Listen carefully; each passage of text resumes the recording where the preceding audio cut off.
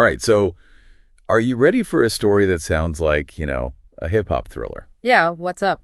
Well, it's about Lil Durk, Oh, yeah. the Grammy nominee. Yeah. And he's behind bars now, I heard about that. facing some serious charges. Yeah. Orchestrating a murder for hire. Wow. But this isn't just another celebrity scandal, right? Right. I mean, this is a story that kind of pulls back the curtain on this world. Oh, okay. Where music and street culture Uh-huh. and the law, they all collide.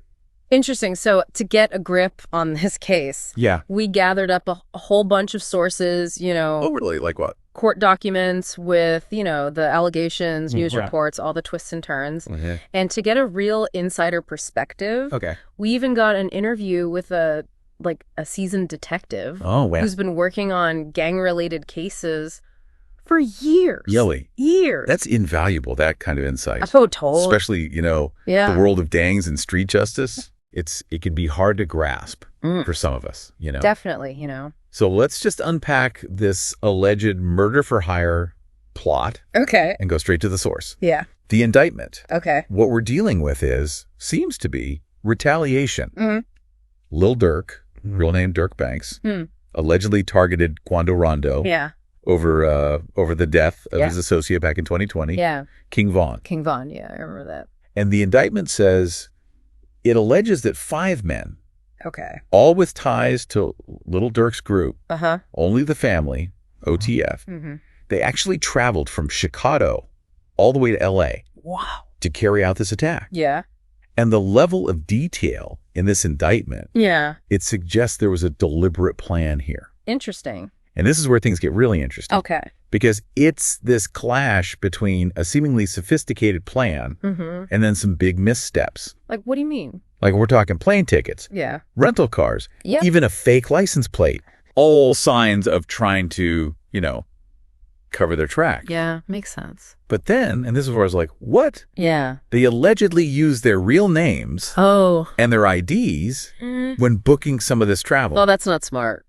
Doesn't really scream like mastermind, No, not at all. It's a head scratcher for sure. Yeah. But, the detective we talked to, Yeah. he had a thought on this. Okay. He suggested that, while the payout is detailed in the indictment, might have clouded their judgment, Oh, I see. made them reckless. Yeah, the power of money, huh? Especially in that world where Right. opportunities can be so scarce. But the detective also went beyond that, like the simple money talks explanation. Yeah. And he really highlighted Yeah. how deeply ingrained this alleged plot is Yeah. in this framework of gang culture Oh. and street life. Yeah. He was saying these actions, if they're true, right, it's less about individual choices. It's more about, Yeah. adhering to these unwritten rules, Right. this really specific, unforgiving Yeah. social code. A code. Yeah. And there's evidence in those court documents Oh, really? that backs that up. What kind? The indictment alleges that OTF members, Mm-hmm. they engaged in violence, not just retaliation, Oh, okay. but as a way to keep their status in the group, Really? all under Lil Durk's direction. So it blurs the lines, right? Yeah. Between like a music collective Yeah. and something way more sinister. Mm-hmm. That's scary. Makes you wonder if OTF was actually a criminal enterprise. Right. Right. And speaking of blurred lines, Yeah. there's another layer that makes this even more interesting. Tell me. The amount of detail in this indictment. Yeah. It's remarkable. What do you mean? Some sources are suggesting Okay. that the authorities might have had some help, Help from who? someone on the inside, Oh, wow. an informant in OTF. And if that's true, Yeah. I mean, it paints a pretty dark picture of Mhm. like distrust and betrayal in that world. Informants, they play such a fascinating and controversial role in these cases. Oh, yeah. Walking a tightrope, Yeah. motivated by, I don't know, self-preservation, money, Yeah. or even sometimes like a desire to just Yeah. dismantle the organization they're in. It's a dangerous game, really high stakes. Oh, absolutely. But let's talk about high stakes for a second. Okay. One of the most shocking details in all this Yeah. was the alleged payment for this hit. Mm-hmm. It wasn't just money. Oh, what else? They were allegedly offered Okay. lucrative music opportunities, Wow. like a part of the deal. Really? almost like they were dangling this dream of escaping their circumstances, right? Using the allure of, success in the music industry to encourage violence. It's a potent promise. Oh, yeah. Especially for young people who don't see a lot of options in their lives. Yeah, yeah. And it plays into this whole thing we see in hip-hop. Yeah. The whole, like, from the streets to stardom narrative. But the reality, it's rarely that straightforward. No, definitely not. The detective we spoke to was very clear on that. What did he say? He emphasized those dangers. Yeah. The potential consequences. Yeah. They're often ignored when people chase this dream, especially when it's tied up with the violence and the unpredictable nature of gang life. Right. It raises the question, how much influence do figures like Lil Durk, who have achieved this mainstream success, but they still reference that street life in their music? Right, right. How much influence do they have on young listeners? That's a big question. Are they role models? Are they cautionary tales? Or a little bit of both, Yeah, that's what we're trying to figure out. We need to look at the legal stuff, too, to understand the whole scope of the case. Because, let's be real. Yeah. The charges against Lil Durk and these other men, they're incredibly serious. We're talking conspiracy to commit murder for hire. Wow. Potential life sentence. Oh, my God. Even the death penalty in some places. That's heavy. Really heavy. And then there's this whole other question. Yeah. Will they treat OTF as a criminal enterprise? Like that YSL case? Yeah. Oh, wow. If that happens, huge implications for the group and its members, and it could change the music industry as we know it. I see. And the legal experts we talked to, they think the prosecution, they have a strong case. Oh, why do they say that? Especially because of some text messages they got. Oh, really? They pointed to one where Lil Durk allegedly warned someone about booking flights using names connected to him. Oh, that's not good. Not a good look. Definitely not. Suggests he knew what he was doing was wrong. And he tried to cover it up. Yeah. And, it's hard to spin that in a positive way. No, not really. But this is far from over. Right. More hearings are coming up. More evidence could come out. Yeah, we'll be watching. Yeah, we'll keep an eye on every development. Absolutely. Welcome back. And before we get into the nitty-gritty of what went down at that gas station, it's important to remember real people here. Right. Real lives affected by this, Of course. The indictment, it paints a picture of this planned attack, but these weren't just, fictional characters. Right. There were people making choices. In a very specific world. Exactly, in a specific context. It's easy to get caught up in all the legal stuff. Yeah. And forget about the human side of it all. Totally. So let's rewind. Go back to August 2022. The indictment claims that Quando Rondo and his cousin, they stopped at a gas station in L.A. Okay. Totally unaware. Yeah. That they were walking into a really dangerous situation. And this is where those missteps we talked about, they come into play. You've got 5 guys allegedly acting on Lil Durk's behalf, just waiting, ready to strike. And who are these guys? Okay, so their names, according to the indictment, are Kayvon London Grant, also known as Vonnie. Okay. A.S.A. Houston, known as Boogie. Boogie. David Brian Lindsay, or Brown Eyes. Brown Eyes. Keith Jones, a.k.a. CLA. Okay. And DeAndre Dantrell Wilson, known as DE. 5 guys. Yeah. All allegedly connected to OTF, traveling across the country. Yeah. To target another rapper. A rival. Yeah. A bold move. Bold is one way to put it. And the indictment, it doesn't hold back on the violence of what happened next. What do you mean? We're talking like a hail of gunfire. Wow. At least 18 rounds fired at Quando Rondo's car. And what happened? Rondo's cousin. Yeah. He was fatally wounded. Oh my gosh. Rondo himself, he escaped unharmed. Wow. It's just a reminder, right? Of what? Of how random violence can be, how quickly things can escalate. It's deadly consequences. It's a tragedy that ripples outward, affects not just those involved, but families, communities, everyone touched by this loss of life. What happened after the shooting? It's chilling. What? Sources say these 5 guys went to a burger place. Really? Like nearby. After all that? Yeah, like they just, needed a meal. To discuss payment. Yeah, for the hit. They bought plane tickets back to Chicago, a credit card linked to OTF. It's just surreal, this brutal act. Yeah. And then burgers and a flight home, like it was nothing. It makes you think. Yeah. What's the psychological cost? Yeah. Of living like that. The detective brought this up, What did he say? He was talking about how in that world, the lines between right and wrong, they get blurred. Okay. Things that would horrify most people become normal. Just part of the game. It's scary to think about. It is. But it helps explain, I think, the mindset. Of those caught up in it. Yeah. We can't just, look at these actions. In isolation.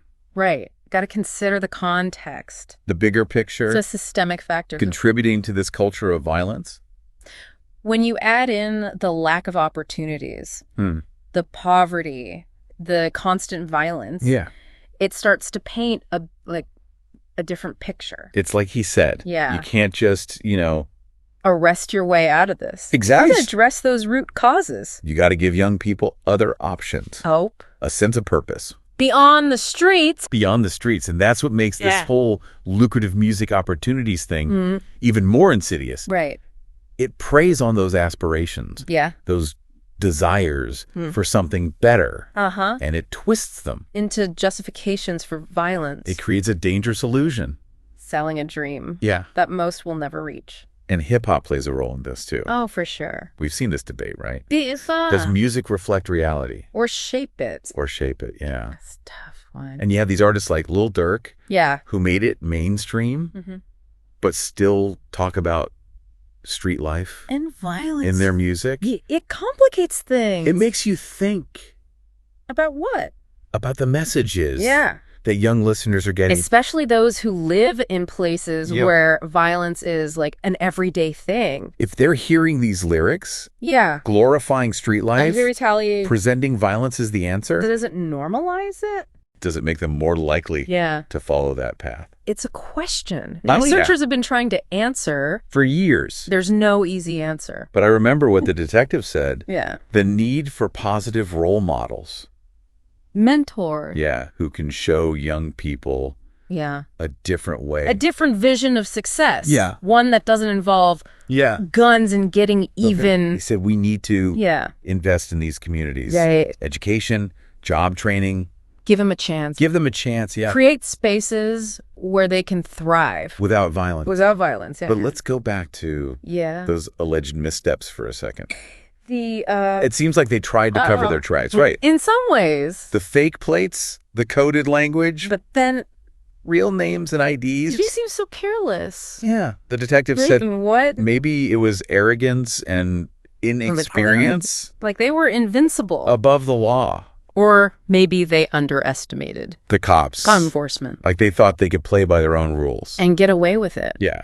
But the real world. Catches up. It always does. And it seems like the police were building a strong case. They had surveillance footage, travel records, money trails. Yeah. And of course, those text messages. Especially that one message. The one where Lil Durk warned someone about the flights. The names connected to him. It suggests he knew. What he was doing was wrong. And he tried to hide it. It looks bad for him. It does. So, with these conspiracy charges. Yeah.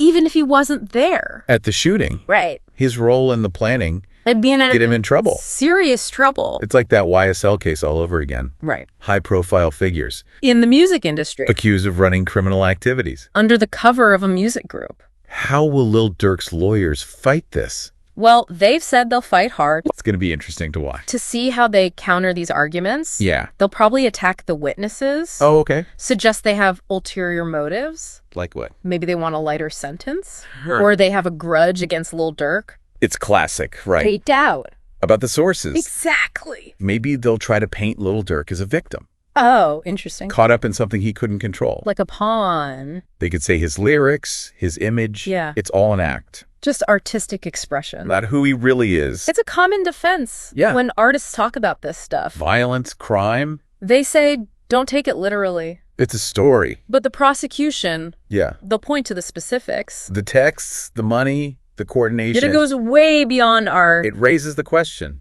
You know the age-old question. Where's the line? Between artistic freedom and the real-world effects. Does glorifying violence in music lead to violence in the streets? It's complicated. No easy answers. This case highlights that tension between freedom of expression and keeping people safe. That makes us ask some tough questions. It does. This case isn't just about Lil Durk. It's bigger than that. It's about a conversation we need to have. As a society. About music's role. In a world dealing with violence, inequality. Did a deep dive. But before we get into all that, yeah, let's look at some specific defense strategies. Oh, okay. What legal precedents might they use? Right. What arguments could they make? To counter the prosecution. We'll explore that next. Stay tuned. We spent a lot of time, digging into the details. Yeah. The plot, the missteps, the legal strategies. Yeah. But I think we got to zoom out now. Okay. Look at the bigger picture. Yeah. This isn't just about Lil Durk or OTF. Right. This is about a much bigger conversation. Right. Music's role in society. Especially hip-hop. Especially hip-hop. With all the gang violence. And inequality. Yeah, all this. It's a conversation that's been going on for a while. Decades, really. This case just, That's fuel to the fire. It raises all these questions. I think of what? The artists, their responsibility, the influence they have. Right. And does glorifying violence in music cause violence in the real world? It's complicated. It is. On one hand, we have freedom of expression. Right. Artists should be able to reflect their reality. Exactly. Even if it's, raw, uncomfortable. Yeah. But then there's the argument that these expressions, especially when they reach so many people, millions of listeners, they can't be totally separate from their real world effects. It's tough, and it's even trickier when you think about hip-hop, specifically marginalized communities. Yeah. It talks about poverty, oppression, violence. To say you can't talk about that would be silencing those voices. Erasing their experiences. But then you have these horrific events, like in this case. And you got to wonder. About those young listeners. Growing up around violence. Hearing those lyrics. Glorifying that life. The retaliation, violence as the answer. Does it make it seem normal to them? Does it make them more likely to follow that path? Researchers have been studying this. I know, for years. And they don't agree. Some say there's a connection between the music and the violence. Others say there isn't. It's probably a mix of things. Yeah, it's not just the music. Personality, environment, resources, all of it. It's complicated, but I keep thinking about what the detective said. The need for positive role models. Mentors. To show them another way. A different path. That doesn't involve violence. He said we got to invest. In those communities. Give them opportunity. Education, jobs, personal growth. Spaces where they can thrive. Without resorting to violence. And that's what makes this music opportunities promise. So messed up. It preys on their hope to get into something dangerous. It's selling a lie. That most won't escape. One of the most inspiring things I found while researching this, organizations using music for good.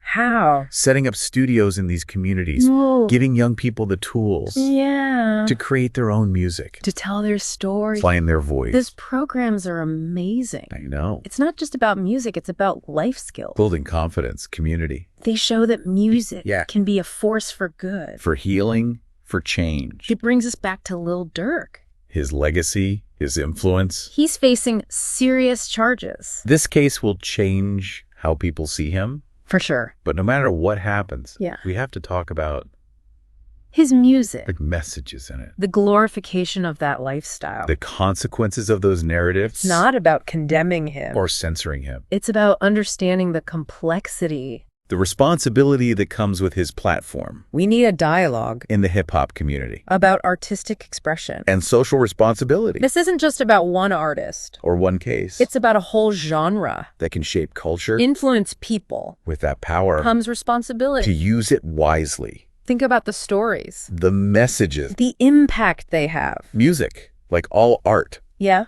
It's a double-edged sword. It can show us the darkness. But it can also show us the way out. It can reinforce stereotypes. But it can also challenge them. Broaden our perspective. Inspire us to do better. To be better. So as we wrap up this deep dive, the key takeaway is this.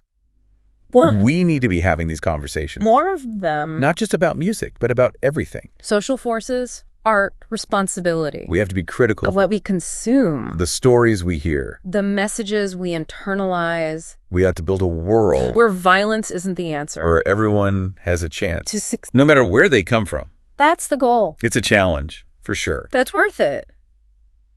This case, as tough as it is, yeah. It might just be the thing. To spark those conversations. You push us towards a better way. To deal with these issues. This deep dive has been... journey. We looked at the legal stuff. The ethical stuff. The impact on society. There are no easy answers. But I hope this has made you think. Challenged you. Inspired you to keep exploring these issues. To keep talking about them. To be a part of creating a world. Where music shows us. The best of humanity. The best of us. Thanks for joining us on this deep dive. These three hats have three different meanings. I'm going to break them down hat by hat. This hat represents me, the family man, husband, and father. This hat represents me, the musician, producer, singer, songwriter, street promoter. This hat represents me as a filmmaker, feature films, and vlogging. These hats also represent where I'm from, Miami. The cliche, you're a jack of all trades, but somehow I managed to master all three. I'm Bobby Washington, and these are my vlogs.